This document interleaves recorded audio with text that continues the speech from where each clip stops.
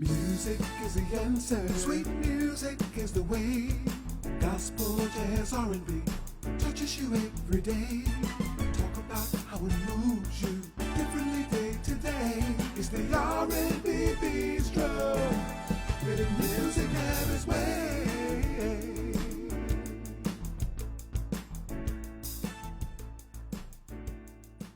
Hello and welcome to the R&B Show. I'm your host, Venus, and I'm here to take you through this musical dance we call life. And to do that, you know, I talk to prominent people in our community to help us make it through.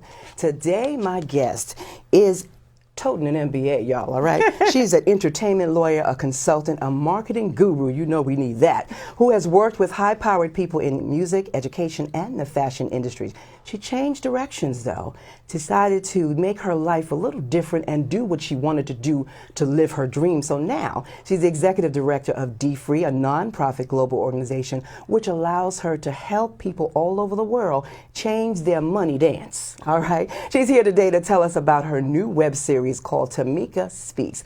I'm so excited to invite you, or rather have you here. I've been inviting you for such a long time, to sit down and chat with me on the Bistro. How you doing? I'm good. Now's the right time. Thank you for having me. Good, you look good. Appreciate Thank you so much for being here. So now listen, can we get up close and personal? Absolutely. All right. So I hear that you are a big music fan. I have been a music fan since I was a child. Really? Me too. Straight A student all the way through. With all the music? With all the music, but I listened to gangster rap since I was a child. Gangster rap, I love all kinds of music. What? But I've always been I wouldn't look at you and go gangster rap? Nobody would. All right, I'm a chicken. I ain't listen to the gangster rap. So what's on rotation in your car? In my car right now, I have a playlist called Billionaire Boss that includes Jay-Z, Beyonce, Rick Ross, Kanye. Those are the pretty... I like kind of top shelf hip hop now is what I would call it. So cool. Yeah. Well, I have to tell you, we usually do gospel, jazz, and R&B, so now we do hip hop. But I did just listen to Fred Hammond on the way here, so don't get it twisted. There's a good mix in there. There's a good mix. All right. So now you describe yourself. I saw a lot of stuff out there. I'm always nervous. As a Black Panther and Beyonce, please explain. I would say, I'm somewhere between Black Panther and Beyonce. I love Black people. I have secretly had a mission in life to want to be the president of Black people. I hear that. For a long time. We need like kind of an undercover leader to help us get it together. But Beyonce at the same time, I like fun. I like entertainment. I like to work really hard. And so I think that's a pretty good mix of... Well, you left something out. You got to dance. Yeah, no, I don't dance that well, though. I mean, I could do a little two-step if I was out somewhere. But are you in time with the music? I am. I'm on beat. I'm always in on time beat. with the music. The rhythm is good. All right. I had a son. He wasn't in time with the music. The two-step is solid. Okay. All right. So, entertainment lawyer. Yes. You've been a talent manager, managing talent. Tell me what happened. You were doing those, and I thought that the entertainment law was like your dream job. What happened? Briefly tell us about those two positions, what you did, and okay, we'll so entertainment law, first of all, as much as I loved entertainment, I never thought of it as a career possibility. It just wasn't on my radar, a list of things to do for life. I was working in corporate America, left there, went to a nonprofit, and then actually got invited to go to law school. Wow. I was not even thinking about law school. Rutgers was like, hey, have you ever thought about law school? Invited it as if they paid? No, they didn't pay all of it. I did get a partial scholarship, though, but I had never taken the LSAT. Okay. And so law school literally was not on my list of things to do. When I got invited to go to law school, the only type of law I could think to practice would have been entertainment. And so I got accepted, went to law school, did really well, and ended up getting a job in entertainment. I worked in fashion while I was in law school. My boss from the fashion company, this is networking, her hairdresser was married to Blue Williams, who was the manager and discoverer of Outkast and CeeLo Green. Okay. She was like, hey, my husband's in town. You want to come meet him? I went. We met for like 30 minutes. He offered me a job on the spot. He and Chris Lighty were getting ready to go into partnership with Primary Wave to create a huge hip-hop powerhouse management company. And I was pretty much their third leg. And so I did that for... about 2 years, and with them, I learned so much working with both of them. Chris Lighty ran Violator Management, and then unfortunately Chris passed away. Blue was going in his own direction, and I decided I wanted to go out on my own, so I started managing artists solo. And of course, because I have a law degree, I was doing entertainment law and doing all kinds of contracts, and I ended up working with Afropunk, a company that I worked with originally when I was working with Blue, and then they brought me on board. Afropunk is a huge alternative, I would call it a Black culture alternative, like alternative music and punk rock festival that started in Brooklyn. Wow. Yeah, and so it's huge now. It's global, so they're literally all over the world. They do a festival in Brooklyn, which is where it started, Paris, and now South Africa. Nice. And so I was doing legal work for them. I did all of their artist agreements and bookings, and so I was running my law practice, managing artists, and doing some consulting on the side, which is kind of where D Free came in. So I was helping Dr. Sories do some work for D Free, and then D Free started going like this, and all the other things were growing as well, but I had to make a decision about what I was going to do long term because I'm one person doing 3 different businesses. So what was the pivotal point that made you say, well, I'm done with this, I'm going to go this way? It was in 2016, I'll tell you, and Afropunk was growing tremendously. I was managing Kindred the Family Soul, the R&B act out of Philadelphia. So I was literally traveling with D Free during the week to do events, training churches. Wow. On the weekends, I was on the road with Kindred. And at night, I was doing all my agreements for Afropunk, which means I didn't have a life. So when did you sleep? Barely. Oh, my goodness. Barely any time, mostly on Sundays. After I streamed church, I would I would sleep for the rest of the day. Let me get that in. I stream church. No. Right, I would stream church and then sleep. But it just wasn't, I really didn't have enough time for myself. And so I had to make a decision about what I was going to do. And D Free, I would tell you, is really a passion work for me. One, I needed D Free in my life because of all the changes I've made. So let's stop there. What do you actually do for D Free? First, tell me that. Okay. So I'm the executive director of the D Free Global Foundation, and our responsibility is to train churches, community organizations, individuals on the D Free lifestyle curriculum. Okay, so now for our viewers who may not have heard anything about D Free, what's D Free? D Free, it's about getting out of debt. It's about managing your money, but more so about managing your life. Dance. Exactly, managing your life so that your money dance could be in order. Exactly. And so it's a curriculum that was started by Dr. Sories, who is the senior pastor of First Baptist Church of Lincoln Gardens, where I've been a member since I was 13 years old. I've been going there since I was 4. Disclaimer. I'm going to do all these commercials and disclaimers because I don't want to get in trouble by my boss or my pastor who happen to be the same person. Listen, I'm going to say this on camera. We're not talking about Pastor Stories because I invited him to the show. So now when you come to the show, Pastor, we'll talk I'm gonna all sip my water. about you. I love you, Pastor Stories.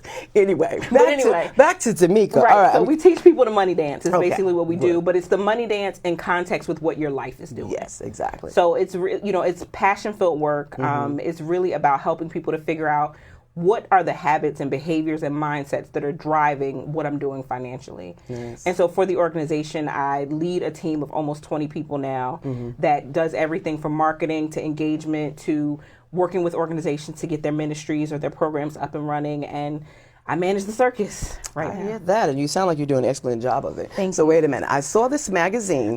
That is the D Free magazine, and I saw you on the cover, and I'm looking at it, and I go, wow, Tamika has her own magazine, just like Oprah. She's on the cover and everything. I wish. What's your role with the magazine? So with the magazine, it is actually the brainchild of our marketing director, Charnel Anderson. Thought that, taking all the content that we provide for D Free and packaging it and putting it into one place. It's actually a digital magazine, but we do provide print copies. Yeah, because I had a print copy. Yes, because you're special. This is R&B Bistro. Oh, okay, because I got you in my room, in my office, sitting there. You're special. Trying to figure out how I could get you D Free magazine. So we do a limited run every season. It's a quarterly magazine. Okay. But it's available 24/7, all day, every day on our website. Now this is one of the pictures I saw, but the other one I saw had none of those things in front of it. Oh yes, it was just all Tamika. I was like, Tamika, like, oh. I wish, but no, we feature, top talent that we work with through D Free or influencers or people that help us learn the money dance as cover stories. And this one just so happened to be our women's empowerment issue, and they decided to put me on the cover. I'm completely humble. I don't like any of this kind of stuff. I'm very much a behind the scenes person. So stuff like this, I'm like, okay, all right, guys. So, when you talk about Tamika Talks, the new web series, people are like, oh, so how did you come up with that? I'm like, I didn't. Girl, you're going to tell us in a minute. So now I know, I think you host a podcast. You host as a co-host with Dr. In the Black with Dr. Sories. Okay, so was that your brainchild or someone else's? I literally just show up. The beauty of D Free is that we have a team of creatives there. I mean, we do have a few men on the team, but I will tell you it's a team of black girl magic for the most part that does everything from soup to nuts around D Free. Now, I do come up with a lot of the taglines. So a lot of the marketing taglines you see are mine. I hear that. But the team really ideates on ways for us to promote the brand in a way that makes people want to engage. The money dance conversation is a hard conversation to have. And so it's easier to do it when we're talking on a podcast or when we're looking at a magazine or when we're doing a web series versus just sitting in a classroom like, write down your budget. That's not what it is. So we really want to create a lifestyle environment around D3. Now, before we get to Tamika Talks, that's launching next month, right? Before we get there, tell our viewers what's the difference between a podcast and a web series, briefly. Okay, so the podcast tends to be mostly audio, and it's pre-recorded, almost like a radio show, but you pre-record it, and then you host it on either, Apple Music or Spotify or something like that. A web series tends to be more audio-visual. It's videos. You'll see it on YouTube or on someone's website. Again, all the content tends to be pre-recorded. So it's not, sometimes scripted, sometimes not. But one is completely audio and one includes audio and video. Which do you like best, scripted or not, and have some things that you didn't expect happen when it wasn't scripted? I prefer unscripted just because I just prefer to talk off the cuff. Now, if you could give me some questions in advance, sure, I would prepare for them. But I just prefer to have conversations with people. So unscripted is normally what I prefer. You do need to have a format in order to have a successful podcast or web series. Which so means you it's kind of scripted. Right, it's kind of scripted. You should have some kind of flow to it. Yeah. Just to make sure that you don't go completely off topic, or even if it's not off topic, just making sure the format of it makes sense. Do you have an intro? Do you have, almost like writing an essay, do you have an intro? What's the body? What's the conclusion? Yeah, exactly. Did you include all your sponsors? Did you have all the commercials you needed? So that will continue even after you go into Tamika Speaks. Right. Tell us about Tamika Speaks. Tamika Talks. I'm sorry. It's okay. And I've been saying Tamika Talks all week. I get here and I say Speaks. You can have another one that does Speaks. Okay? You're right. I'll speak later. Okay. But Tamika Talks is a web series that focuses on really helping women primarily to live their best financially free lives. And so we dig a little bit deeper into D-free related topics, but through the eyes of women that have been successful, women and men actually. Brandon was our only male guest I was about this to season. say. He's a cutie. Yes, he is a cutie. That's one of my best friends, Brandon. But we interviewed, I think, about 6 or 7 different women and men and just talked to them about their lifestyle and how ultimately some financial lessons get involved in there, but really the aspects of their lives that just impact what they're doing. They're successful. They tend to have holistic lives. I believe that financial empowerment is very, very important, but it's only a piece of the puzzle. And so with Tamika Talks, it really is about helping to create a holistic life experience where finances is important and it's kind of at the core that allows you to do some of what you want to do, but it's really about building a holistic life experience and being able to live your best life and be financially free at the same time. I hear you, but finances is very important because if you're not financially fit, it's going to affect everything. It's going to affect your health. It's going to affect your attitude. Exactly. It's going to affect everything. So it's really important. Absolutely. And that's why we definitely keep that as a part of the conversation, because if you don't, you can't be free. Everybody's like, go live your passion. I'm like, bruh, I'm broke. Yeah, because I see you, a free black girl. I'm like, yes. So but you got to be financially free. You got to be mentally free, spiritually and you free, can't get all that other stuff if you're not financially free. Exactly. I mean, I've lived on both ends of the spectrum. Right now, I'm on the other side of the spectrum. Same. So, I need to be. I mean, I took D-Free a long time ago when it first started. I took the first 2 sections or whatever. I know how to do it. But again, I like to say to people, you can't do it if you don't have any money. Right. You got to have some money to be able to manage. Yeah, you got to have some money to be able to manage, but you also have to have, the mindset and kind of know how to work with it. Like when I was in law school, I actually hit my brick wall from a financial standpoint. I went from a corporate 6-figure job to a nonprofit job where I was making half of that to nothing in an 8-month time period. Right. So I went from, actually my lifestyle never changed. So my income went just like this. And you still driving around in fancy cars and wearing fine clothes. And shopping every Saturday and going out to eat. But I was just financing it in a very different way that in many cases I'm still paying for. Crazy, yeah. Exactly. And so, while my life didn't change, I hit a brick wall where I literally had to make a decision between staying in law school or leaving. Right. Because the federal government wouldn't give me any more money. I hear that. So I was like, I guess I should get my life together. And I did. Yeah. And I did. And you go through ups and downs. Life changes every time you make a different decision about what you're going to do career-wise, health-wise. You move to a different city, whatever that is. There is some financial implications. And even if you are financially fit, that doesn't mean you're not going to have any problems. Right. With more money, more problems. Right. Let's go to how you pick your guests. How do guests get on Tamika Talks? I would say for me, I am just influenced by really, really strong, empowered, and purposeful women and men. People that are living their dreams in a way that means something to them. And they're not just doing it for themselves, they're doing it for a bigger mission or vision. So that's the prerequisite for that. Yeah. So you go find them. Yeah, we go find the talent. They can't search you and say, well, I want to be on there. Or not your team yet. doesn't go and say, put when these I hit people on the it. Oprah When I hit Oprah or even R&B Bistro status, when people start, just wanting to be on the show, then absolutely I'm open to, meeting other people and, meeting people that I don't know. Yeah. Because that's the one thing about our initial season was really about reaching out to people in my network or in the D-Free network that I really believed in and loved and just wanted to share their story. It's a good base to start from. Exactly. And there's women and men out there that I'm sure I don't know that I would love to host on the web series because it really is a platform where, let's say if you're a super corporate executive, we'll get that. We'll see that on Black Enterprise. I want to know about your life. Exactly. How did you get there? What is the things that motivate you? What are some of the challenges you've experienced? And of course, what are some of the financial difficulties or successes? Stay there? And what keeps you motivated? Exactly. And what happens when you're not motivated? Listen. All those things. Oh gosh. That happens a lot. Yeah, all those things. So will the show be taped in the studio or will you go on location? And then I got a question for locations. We've done a little bit of both. We taped our initial season at the YouTube studios, which was really fun. Really? They have a bunch of different sets there. And so we got a lot of good coverage there. But we have done some on-site, on-location interviews, which I like to do because I like to be in other people's environments or just in cool places. So when you say other people's environment, have you taped in their house? We've taped in offices. We've taped in houses. We'll do some stuff at our D-Free office or if we're at a D-Free event. Wherever we get the opportunity to capture content, that's kind of what we like to do. Like I did a women's conference, I would probably say a month or so ago. It was like a women's expo. Right. And we got some really good Tamika talk. So you got a crew to travel with you, a camera crew. It just takes a camera. And some good editing and we get it done. I hear that. So when you go to the studios or the restaurants, what are the particulars of that? Do they charge you to do that? Because suppose the people that are watching, they want to go doing a web series and they want to go on location. Okay. So I would say in most instances, most venues will charge you, or at the very least, they're going to want you to sign off on a license or an agreement that you're using the space and, telling them how you're going to use it.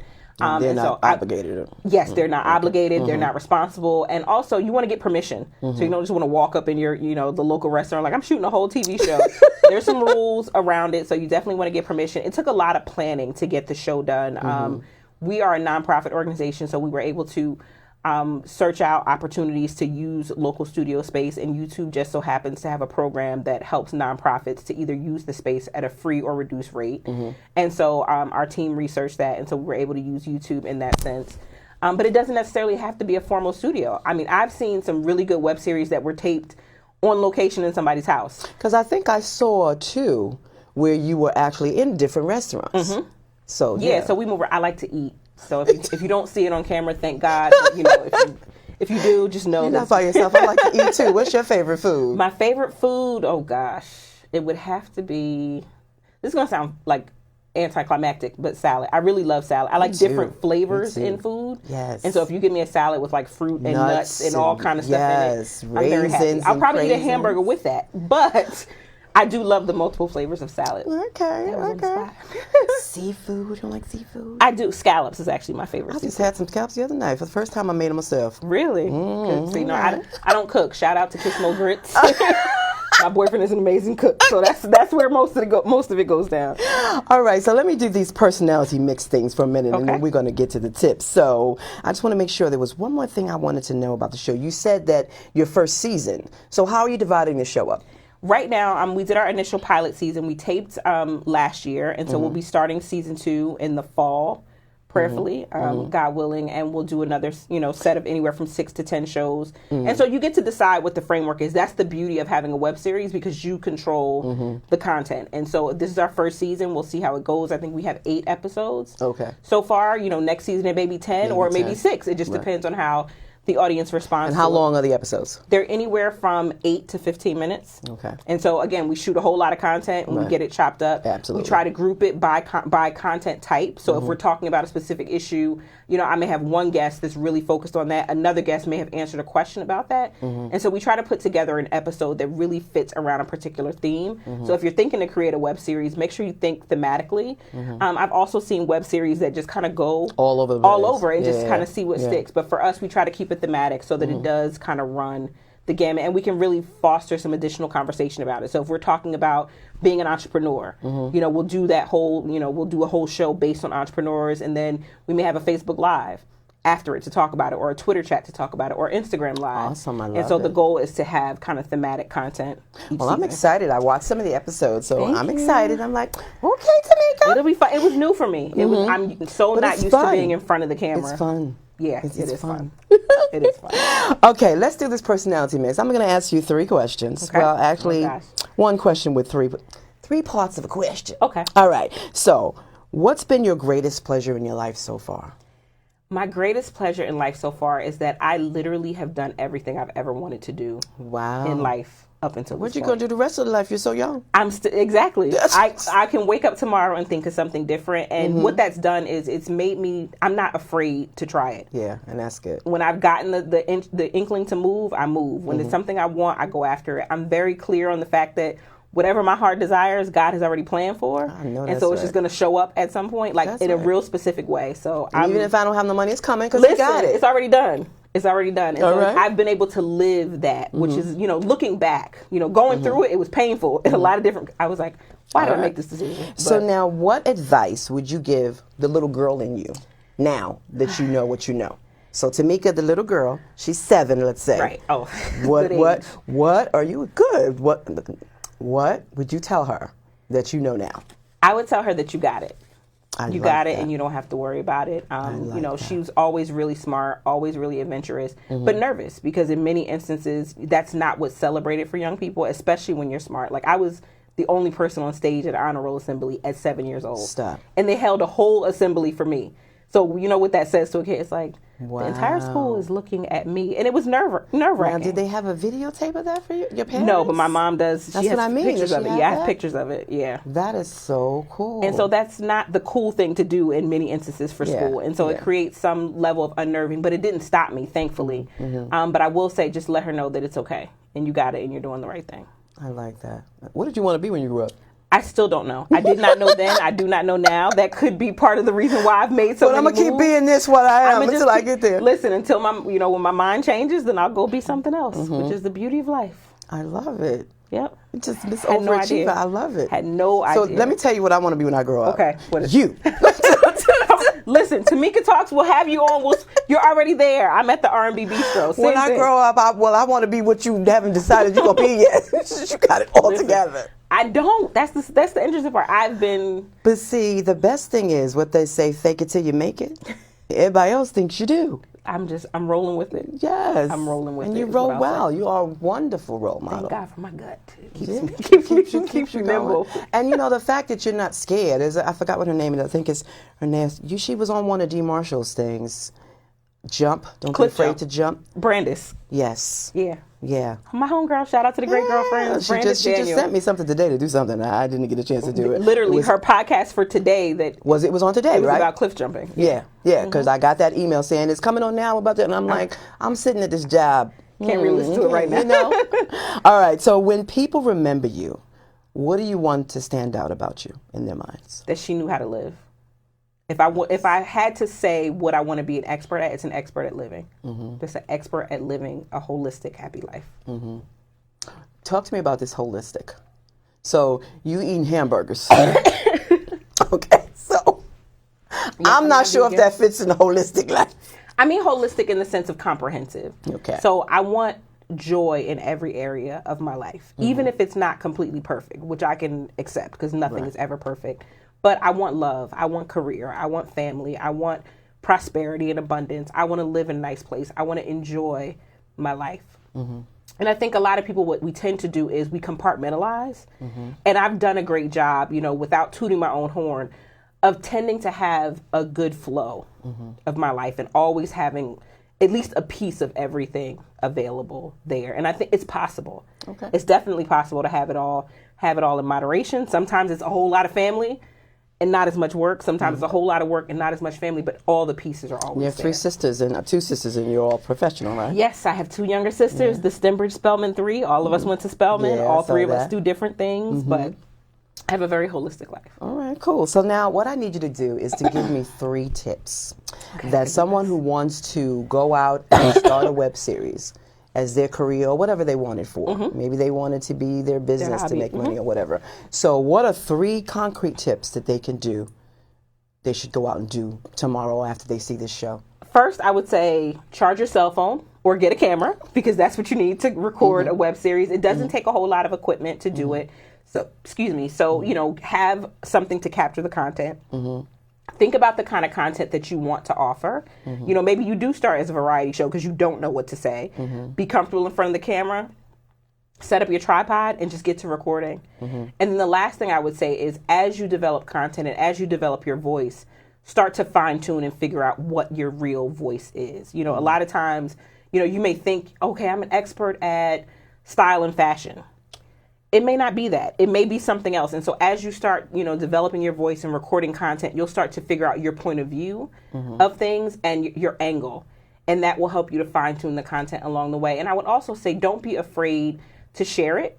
So if you start recording content, like you may start recording a cooking show in your kitchen. You put the phone up, you're recording yourself making your hamburger or making your salad, post it on Instagram. I see a lot of people doing that. Test it out. Don't be afraid to test it out. So when they're doing that, those are web series?